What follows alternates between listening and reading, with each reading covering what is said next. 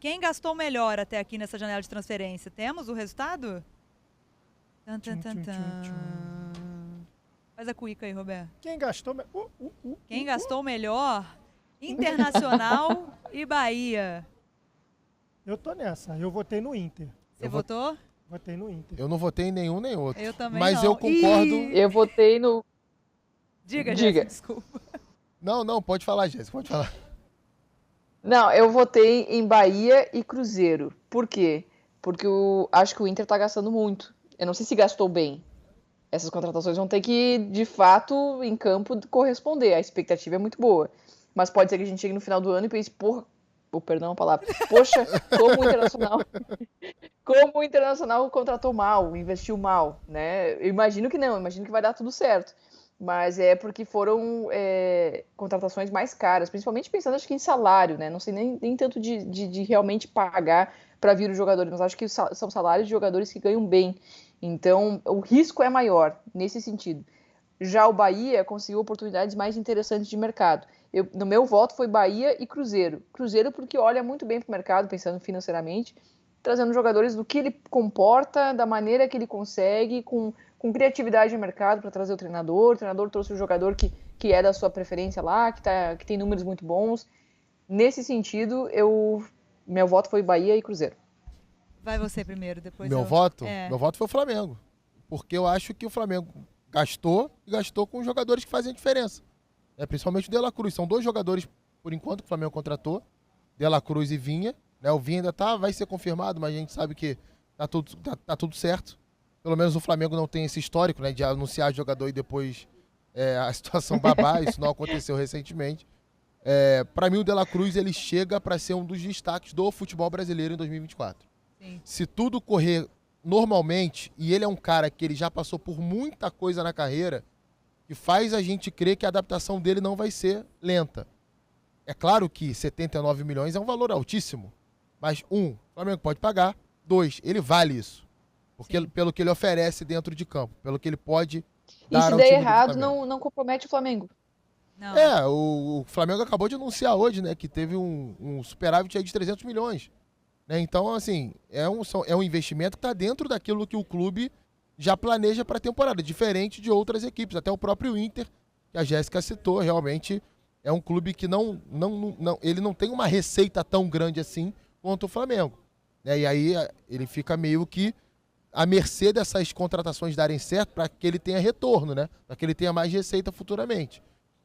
Então, para mim, o Flamengo, mesmo Vinha e De La Cruz custando caro, são caras que chegam e resolvem problemas e podem desequilibrar a favor do time. O meu não foi nenhum desses. Qual que foi o seu? Coloquei Atlético Mineiro. Mas aí eu vou explicar o meu ponto de diferencial, porque eu pensei muito no Flamengo, só que eu acho que o Atlético ele traz o Scarpa por 5 milhões de euros, apesar da idade do Scarpa. O Scarpa está com 30, 31 anos? 31. Já ser um jogador com a idade um pouco mais avançada, eu acho que o Flamengo ele gasta muito e gasta bem. Uhum. O Galo ele não precisa gastar tanto para trazer um jogador que tudo bem. O Scarpa não jogou tão bem lá fora, mas se ele fizer o que ele fez no Palmeiras, o Galo já tem um elenco montado e é uma peça que pode encaixar perfeitamente nesse elenco. E é um valor baixo para aquilo que ele pode oferecer em questão de número de gols que ele gera, assistência mais gol direto. 5 milhões de euros não é nada para um meio atacante. Então eu pensei na questão custo-benefício, não quem gastou, igual o Flamengo gastou muito bem. O valor do Scarpa, por exemplo, é quase o mesmo valor que o Corinthians quer pagar pelo Pedro Raul. Ponto, porque essa é uma categoria que está contemplada aqui. O quê? A pechincha, o custo-benefício. Quem contratou barato um jogador. Não, mas aí é um jogador, né? Pediram pra gente falar um jogador. Um jogador. Ali você levou esse ponto em consideração pro time. Porque quem gastou melhor, isso aí é muito subjetivo. Eu posso comprar um carro de 50 mil e o carro me durar 10 anos. O carro durar 10 anos, eu posso comprar um carro de 1.000 que vai dar defeito daqui a um mês. Quem gastou Essa foi a minha lógica para votar no Flamengo. Porque o Vinha tem 27 anos, o De La Cruz tem 26. Então eles podem dar muita coisa ao clube ainda, mesmo custando alto. O meu voto foi no Inter, porque até então não estava votando duplo, porque a minha dúvida era até semântica. Como é que tá o Inter aí, se só você votou no Inter? Teu voto tem peso 2? Não fomos só nós foi a redação inteira que votou. Foi toda a nossa produção. Então. Comentaristas. Olha, eu desconfio que teve um cidadão aqui que influenciou, hein, Jéssica? Eu acho que teve um cidadão aqui que influenciou esses votos. Mas olha, só para deixar claro aqui, não foi só a galera aqui do Rio que votou. As meninas pegaram votos também da galera das praças, de Porto Alegre, de BH.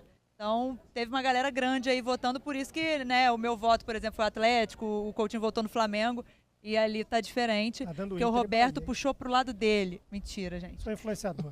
Não, mas a questão é, eu acho que o gastar melhor, para mim, eu levei em consideração o Inter pelo seguinte, investiu muito bem o dinheiro em peças que vão mudar o patamar do time. Apesar do Inter já ter um elenco muito bom, contratou jogadores que vão mudar, ou tem toda a possibilidade, né? A gente fica sempre na expectativa disso, de mudar o Inter de patamar do que foi esse ano de 2023. Acho que o Inter, com esse elenco, briga muito facilmente por um G5, G4, G5, o que quer que aconteça. Aí vem um ponto que eu acho legal da gente discutir aqui. As melhores contratações, jogadores que são os melhores e foram contratados, de fato, Flamengo. Não vai ter um time que vai conseguir botar jogadores como o De La Cruz e o Vinha para serem reposições ali, para serem peças úteis no elenco. Eu vou até além. Isso pode dar até corte aí para a galera. Se não der no GE, dá na minha rede social. Cara, o Flamengo tem um time estilo...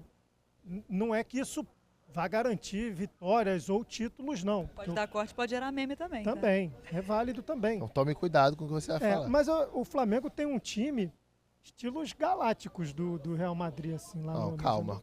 Deixa eu te explicar. Lá, torcedor, vamos para a próxima categoria. A Paulinha já está aqui no meu ouvido. Deixa ele explicar, vamos ver. O Flamengo tem muitas hoje, categorias, hein? Resume aí. O Flamengo hoje, se colocar o time A contra o time B, o time titular contra o reserva, dá muito mais jogo. Um treino do Flamengo rende muito mais do que 50% dos jogos que a gente vai ver no Campeonato Brasileiro. Renderia muito mais do que qualquer um desses amistosos que o Flamengo saiu para fazer nos Estados Unidos. Eu digo isso a nível de competitividade, de ganho para o Tite em relação à qualidade de trabalho.